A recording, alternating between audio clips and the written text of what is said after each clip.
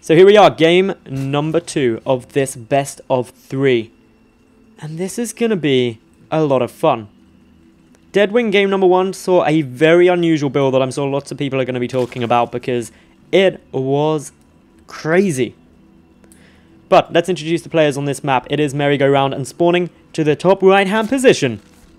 Representing Meltdown, none other than Stephano. And his opponent down to the south, the blue Protoss player, representing Alien Invasion, we have Patience. Patience currently 1-0 up after going for a Tempest, or a 3-base Tempest rush. Is that how I'm going to describe it? I don't really know. You know what I mean by it though.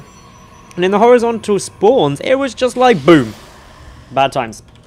So, Stephano can really do what he wants. He was trying to go into Swarm Host play, which of course Stephano does. He likes that. He's very good at it.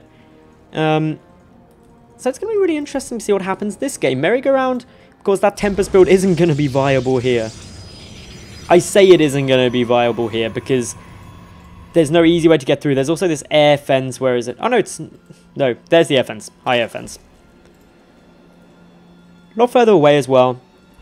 And taking your third base is a lot tougher on merry-go-round. It's a heck of a lot more open compared to Deadwing. So this is going to be an interesting map. Stephano is opening up a hatchery first. So going to go for the economic opening. Wait to see whether he goes gas pull gas, or if he just goes complete beast mode, hatch pull. That is officially the brave move. Meanwhile, Patience, he's going for the same build he did game number 1 so far. 1 gas, 1 gate, 1 cybercore. And now a second pylon coming through. So this is all looking quite nice.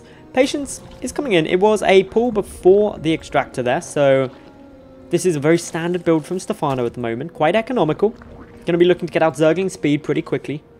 Probably will pull drones out of gas after that point. Although it's in no way guaranteed. Just means that it can trickle through. Third drone going into gas now. Natural base for Stephano, it's nearly up, about 3/4 done. Do have a Zealot actually being produced here now by Patience, as well as a Stalker, so he's going to go for a little poke and prod damage, maybe hoping to catch Stephano off guard. If he does get a little bit too greedy, a little bit too hopeful that he can get away with some sneaky stuff early on. So it's going to be quite interesting to see whether or not Stephano is going to be able to do much with this, but with 6 Lings coming out, he should be more than adequately defended against this, especially with the 2 Queens. The Zealot waiting in the middle. Interesting, we do have 2 additional gates, so this is going to be some 3-gate pressure. Stephano does know that something's up, because there's no sign of an expansion yet. By about the 4-minute mark, you are going to be sitting there scratching your head going, okay, why don't I see anything? The Lings coming back, getting into more of a defensive position. Did they see much? No, they haven't come down there yet. The 2 additional gateways nearly done. Chrono Boost coming down on the Cybercore. This is all off of 1 gate. So a couple of Stalkers can be made.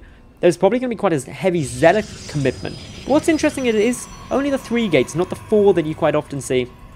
Off of 2 bases in the 1 gas, where you get a lot of Zealots out very, very quickly to try and kill a 3rd. But it hits a heck of a lot earlier. Second proxy pylon coming down now. This is really securing those warpins and really should alert Stephano that something bad is about to happen. 6 more Lings coming through. He's already got 6 on the field.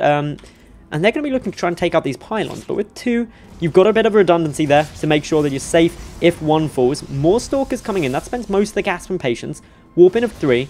The Chrono Boosts are obviously spending on 1 of those gateways now.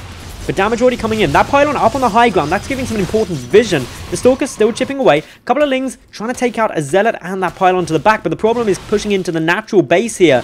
Problems really showing right now for Stephano. He's getting out more Lings. 12 on the way. Speed is very nearly done, and that's going to be an important milestone for him. If he can get speed out, it really help. This is a 1-base Protoss player, remember. Great force field there. Secures all of these Stalkers, keeping them completely safe from most of the Ling aggression. 1 of the Queens has managed to die. More Lings trying to come through. The Stalkers slowly getting chipped away at those force fields, or the force field has now subsided. More warpins of Zealots, though. Only the Queens remain. 22 additional Zerglings trying to get to this field, trying to keep Stephano in DreamHack Valencia. Is Patience losing steam on this push? Well, the warpins are still coming. A sentry being used here. The pylon on the high ground is going to take a big fall, and that means the high ground vision, at least when these Stalkers are down the ramp, has now subsided, and that makes it a lot harder to hold this position. Stephano, though, backing away. He's got Zergling speed now, remember. couple of links around the back as well. These are important they don't get scouted because Stephano's going to be looking to try and take out that pylon, go for the full surround. Does manage to get it. This is a good position for Stephano. He takes out the sentry. The Stalker's taking a lot of damage as well. There isn't much in the way of Zealots. Patience, GG's out there, and Stephano levels out this game and this series to be 1-1. And that means we get the ace match to decide who advances into the round of 16.